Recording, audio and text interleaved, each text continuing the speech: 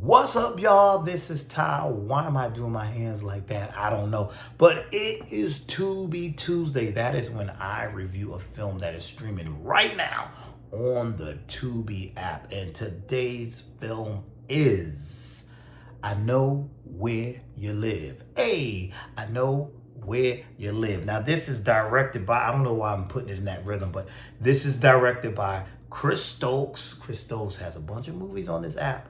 And it is produced by Milo Stokes. I'm assuming that's his brother or his cousin. And it stars April Jones. Now look at the Stokes connection. April Jones has children with Omarion from the group B2K.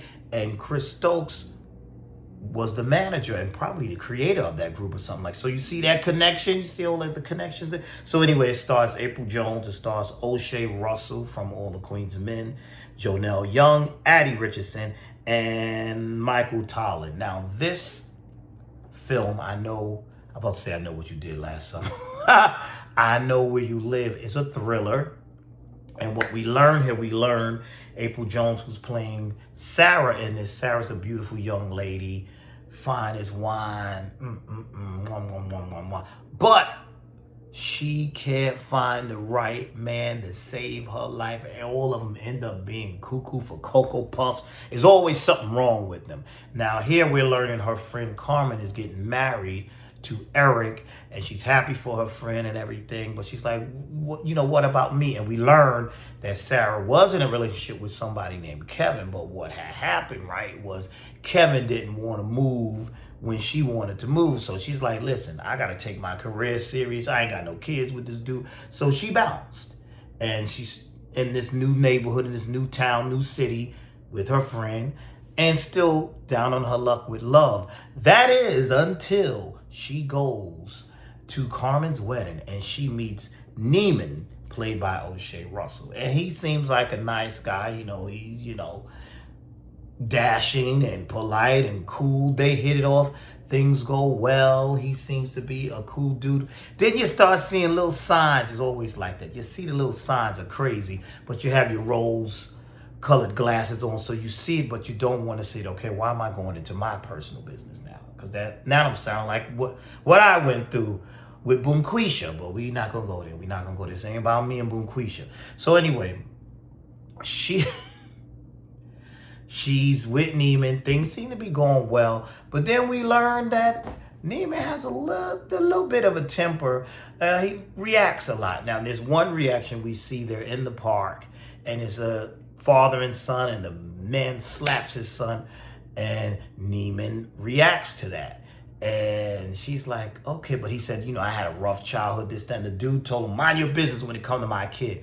But I'm going to say Neiman was in the right in that situation because the dude was being ridiculous, over the top, and abusive. But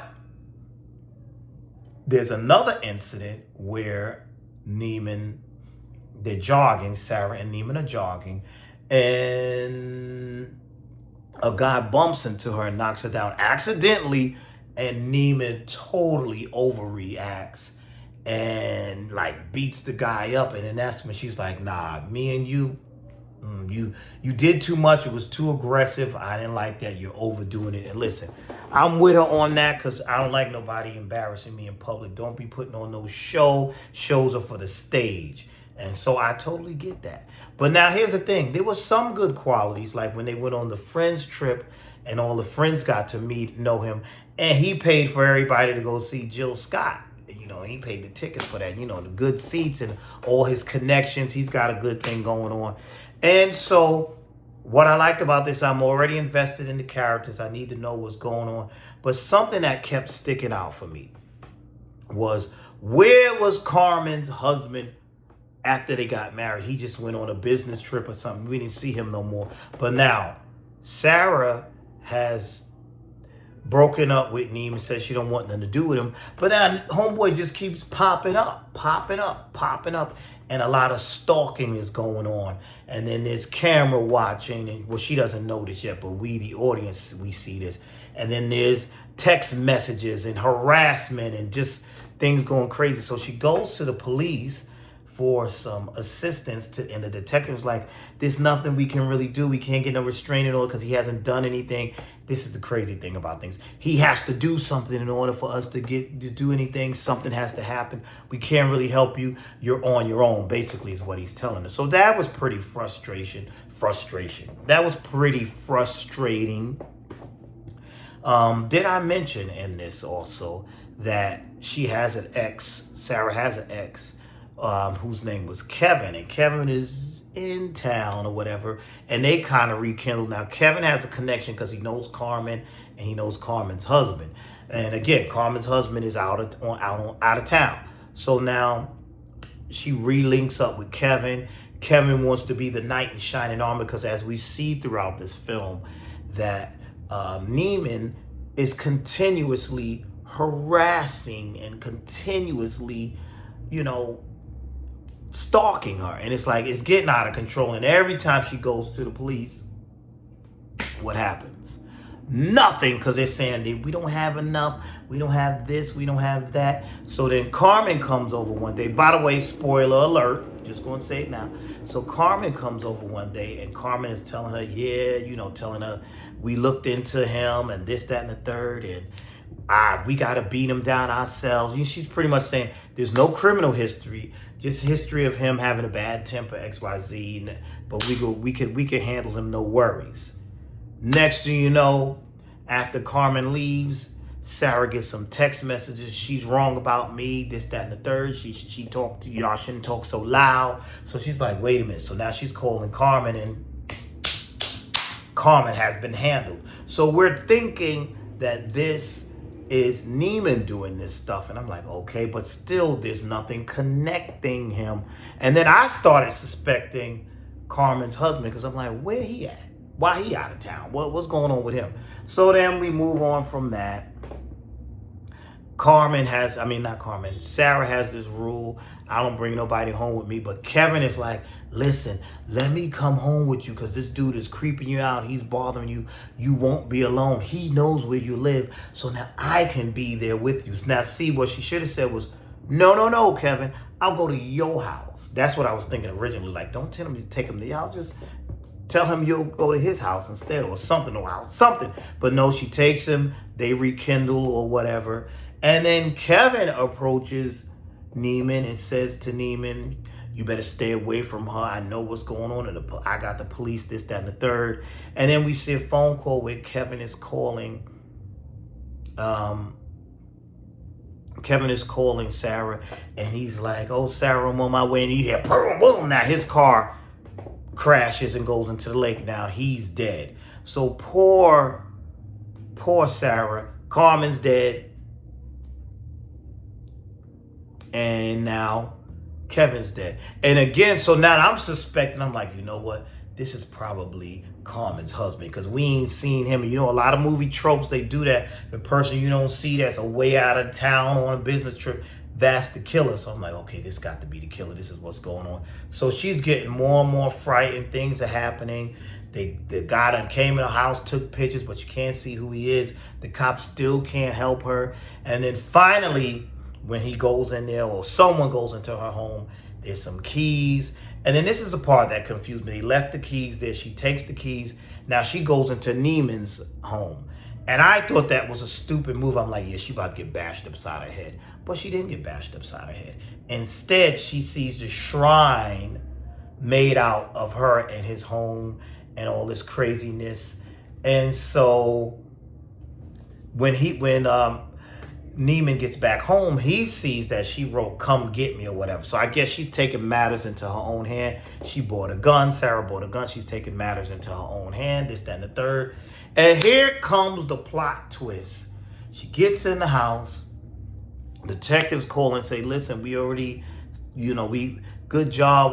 We already got this dude. We spoke to him, this, that, and the third. And she's like, I think someone's in my house. Now the plot twist, it's Kevin. Kevin has been the one stalking her this whole time. And he's upset because, according to him, she left him in Willacoochee, or wherever they was from. She left him. That's what he said. You left me and I spent restless days and restless night. But my thing is, you just rekindled a romance with her, dude. So why are you mad now you want to kill her? But he's still butthurt about why she left him. So he's like, you know what? I done framed your boy over here. I got to kill you. You got to go because I done framed him, made Neiman look like he's the bad guy. And he's going to be the jealous boyfriend. And I'm the one who I'm the one who actually going to take you out, but it's going to look like he's the jealous boyfriend. That was his motive. And I'm like, okay, this is crazy. Then, of course, Neiman comes to the rescue. There's a tussle. They're going back and forth. This is after Sarah already tussled with Neiman. Sarah already tussled with Kevin. The gun falls, whatever. She managed to get the gun while Neiman and Kevin are going at it. And she shoots Kevin, and what we're believing, she kills him. So now the detective comes over, and this is where I was a little confused, because he's like, yeah, we knew it wasn't him because of this and that. Because it turned out Kevin faked his death. And yeah, he faked his death. And so he did all this elaborate stuff, faking the death, to just make Neiman look bad. And then he's going to go in here and kill the young lady, kill Sarah, but that's not what happened. So we think, okay, they done caught him. He's been caught. Now she's like, well, Neiman, you did save my life. Maybe we can rekindle something. And then it forwards us to present day. This is towards the end. And Sarah's going into her home, and she gets another text, I'm glad you're safe. I missed you. And somebody tackles her and the movie goes off. A doggone cliffhanger. So that means they're going to do an I Know Where You Live part 2. That's what that means to me. But I was like, okay. I appreciated the twist that they did. But some things still didn't quite make sense to me. But okay, I'll let y'all go with that. But I'm now suspecting Carmen's husband as the one who tackled her. Because who's this now? But she did say she always meets a bunch of cuckoo birds. So is this another person? Or was there someone down? Couldn't have been someone down with Kevin. I don't know. But I guess they're going to give us a part 2 to this because of the way they ended this, right? What do y'all think? They got to give us a part 2. But I'm thinking that that's Carmen's husband because he just disappeared. Nobody can get in touch with him. This, that, and the third. I'm thinking it's her husband because remember, they did say that her husband and Kevin were cool. So that's what I think.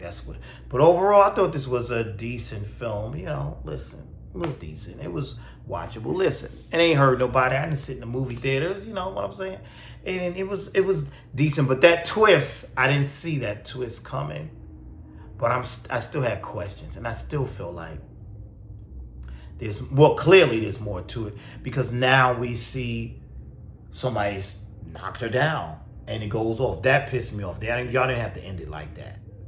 Now we gotta wait for y'all to do a sequel to figure out who did that. But I'm thinking that it's Carmen's husband. Well, shoot, yeah, I think it's Carmen's husband. So I'm thinking, shoot, it might be Carmen. Everybody else faking their death up in this film, right? Who knows? But anyway, that is all I have for now. Tell me your thoughts. Did you like this film? Did you like the twist ending? What could have been better?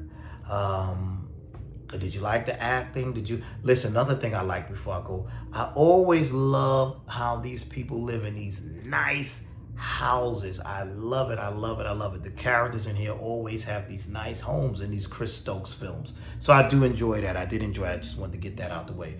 But that's all I have for now. Thank you for watching. Tell me your thoughts on it.